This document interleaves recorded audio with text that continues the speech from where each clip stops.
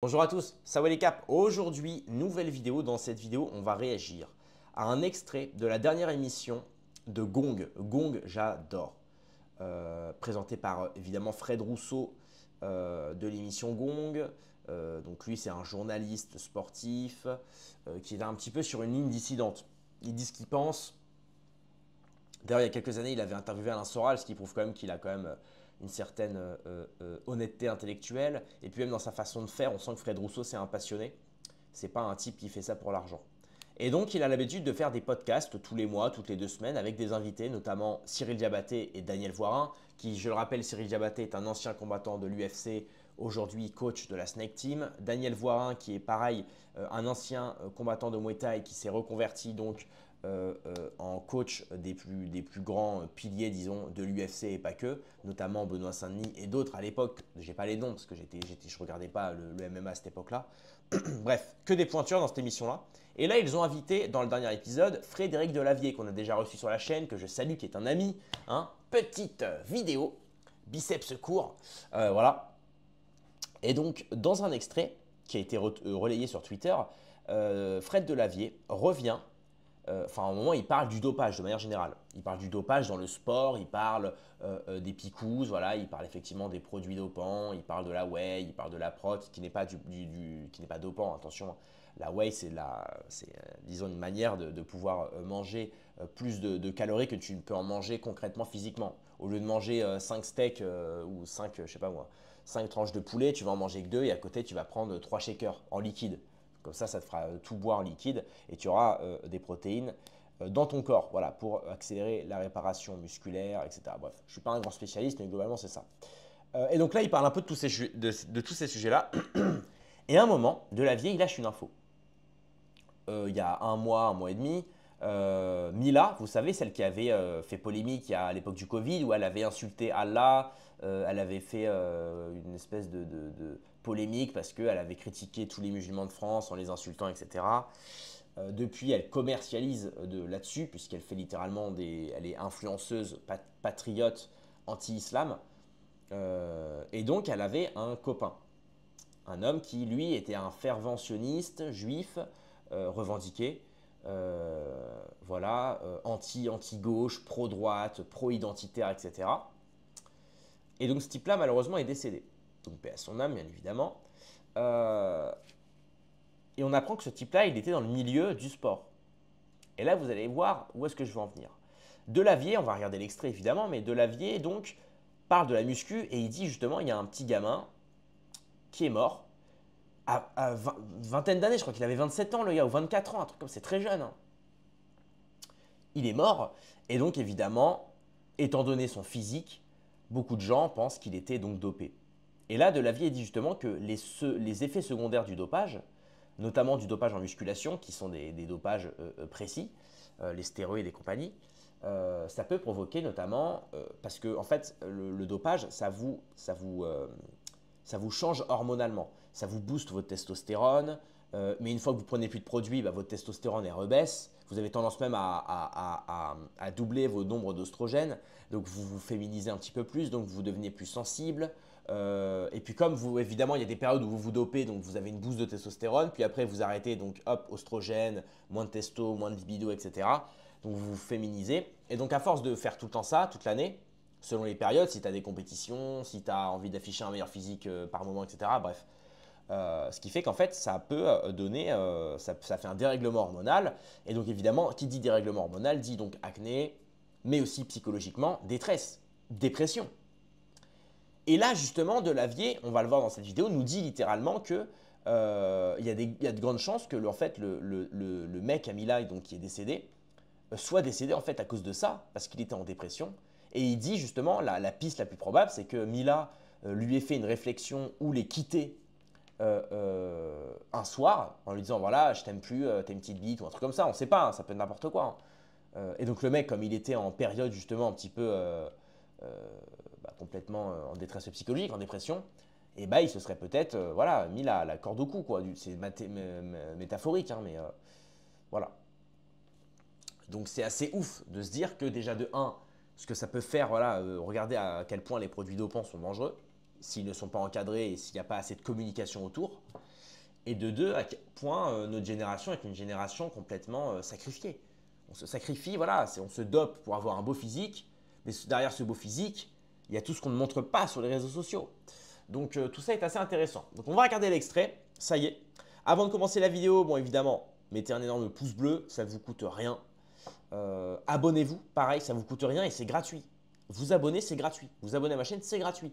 Donc s'il vous plaît les amis, abonnez-vous. Voilà, voilà, et mettez un petit commentaire. Voilà, voilà. Allez, on va regarder la vidéo. C'est parti. Hop, let's go.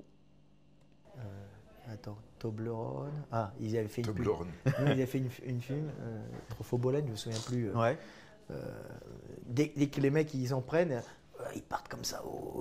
Ils sont agressifs. Ils sont agressifs. Alors, pas tout le monde, mais certains agressifs, paranoïaques et tout. Puis quand ils arrêtent, ils commencent à avoir une baisse, ils font des estrogènes un peu, et puis là ils deviennent jalouses comme des femmes. Ah ouais. Ah oui, celui-là il est nul, je peux pas le sentir, tout ça. Ah, C'est chaud quand même. bah, c'est hormonal. Hein. Bah ouais, bien sûr. Il n'y a Ouais. pas grand chose. Hein. Ouais. Donc on rigole parce qu'on les voit passer, il dit ah putain le mec. Et puis il y en a qui se suicident. Hein. Ouais. Ouais. Dépression. Dépression. Ah Ouais. oui, son copain s'est suicidé. C'est une gamine. Ah, son mec s'est Elle est suicidé. malheureuse, mais ça se trouve, elle s'est engueulée avec et tout. Le mec est amoureux d'elle. Un petit juif qui fait du body, un gamin de 26 ans, il a dû se prendre des produits. Mais le problème, c'est quand tu prends des produits, tu passes à c'est l'impulsion. Ouais. Il a dû dire, elle m'a quitté, tout ça. Suicide. Ouais. Il faut faire attention à ces conneries. Ouais, bien sûr. Alors, c'est pour ça qu'elle essaie, j'ai l'impression qu'elle essaye de se convaincre qu'elle est pas. C'est ça? Voilà, donc là justement, elle essaye de se convaincre qu'il n'est pas mort de sa faute, etc. Parce que c'est vrai qu'elle en fait beaucoup, hein, Mila, elle met beaucoup de stories suite à ça. Donc évidemment, beaucoup de gens se sont réjouis de la mort de son copain, parce que comme elle critique beaucoup l'islam, elle se moque toujours, elle s'était moquée de la mort de Naël, elle s'était moquée de la mort de certaines personnes de confession musulmane ou même étrangères qui ne sont pas françaises. Donc évidemment, certains pensent que c'est un retour de bâton un petit peu. Moi, je n'irai pas jusque-là. Je ne suis pas dans cette méchanceté. Vous savez, comme dit Bouddha, hein, si la haine répond à la haine, comment la haine finira-t-elle? Moi, je pardonne mon prochain. Mais voilà, effectivement, c'est une piste intéressante. Et c'est pour vous dire à quel point voilà, c'est quand même dangereux tous ces produits-là. Et là, on sort même du combat politique. Et même moi, vous savez, ici, je suis en Thaïlande. Les produits dopants, on en a comme on peut acheter de la compote Andros à Leclerc, tu vois. C'est pas un placement de produit, hein, mais c'est vrai. Hein. Ici en Thaïlande, c'est un truc de ouf. Même moi qui fais du Muay Thai, alors moi je me dope pas parce que j'ai pas besoin. Je suis pas un combattant, je suis pas un combattant quotidien. Je suis un combattant intérimaire. Hein. Je fais ça un petit peu quand j'en ai envie. Mais c'est vrai que moi je connais des gens, voilà, dans certains camps où j'ai été, voilà, on voyait des seringues dans les poubelles. Et pas que, hein, parce qu'il n'y a pas que les produits pour être luisant et musclé. Hein. Il y a aussi des produits qui te permettent de pouvoir t'entraîner 2 à 3 fois par jour sans être fatigué. Il y a des produits aussi qui te permettent de pouvoir prendre des milliers de coups dans la tronche sans avoir mal.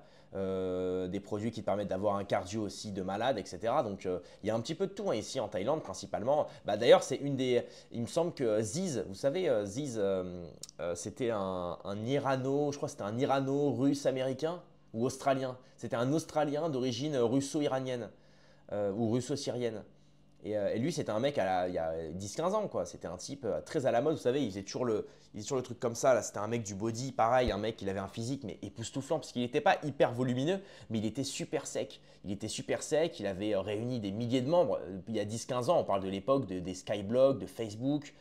C'était dingue d'avoir des milliers de fans qui te suivent pour ça, quoi. C'était un peu un des premiers influenceurs de l'époque. Et lui, il est mort justement en Thaïlande. Je crois qu'il est mort à Pattaya d'ailleurs, là où je suis. Parce qu'évidemment, il a dû s'enfiler des produits pour. Et il est mort dans un sauna. Il faisait du sauna pour perdre un peu de poids, certainement. Et il est mort dedans. Voilà. Donc, pour vous dire, voilà, la vie, quand même, c'est attention, quoi. Faites attention. Déjà, essayez d'atteindre votre maximum naturel. Voilà. Que ce soit en boxe ou en muscu. Voilà, soyez fiers. Et puis, dès que vous voyez que vous n'avez plus d'effort, changez de régime, changez de façon de vous entraîner. Voilà, c'est vrai, hein. C'est un petit peu comme dans la rigueur intellectuelle. Hein. Vous avez beau lire des livres tous les jours, moi j'en connais, hein, des types qui lisent tous les jours. Ah, Kentra, moi je lis plein de livres, c'est bien, mais est-ce que tu retiens les livres que tu as lus? Non, voilà. Des fois, il suffit de lire qu'un livre, mais par exemple de lire un livre pendant 3 mois et toutes les pages, vous prenez des notes, vous réécrivez dessus, vous faites vos recherches, etc.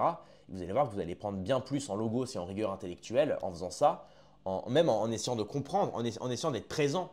Quand vous lisez un livre, lisez vraiment, lisez-le vraiment.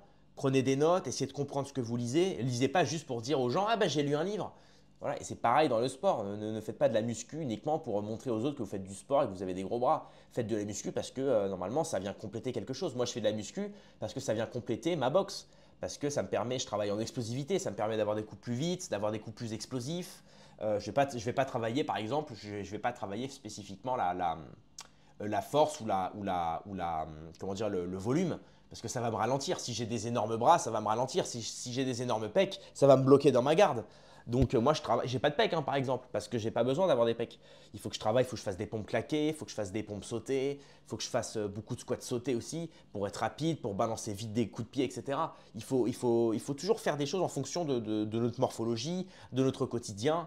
Ne faites pas les choses parce que tout le monde le fait. Faites les choses parce que c'est cohérent et c'est concordant au milieu dans lequel vous vivez. Voilà, c'est vraiment c'est la base, j'ai envie de dire.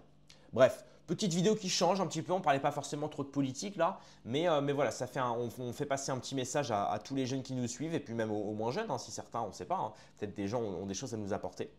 Donc voilà, voilà. En tout cas, c'est tout pour cette vidéo. Merci de l'avoir suivi. Rendez-vous dans quelques heures ou à demain pour une prochaine vidéo. Paix et mort sur mes amis et mes ennemis et surtout sur mes ennemis.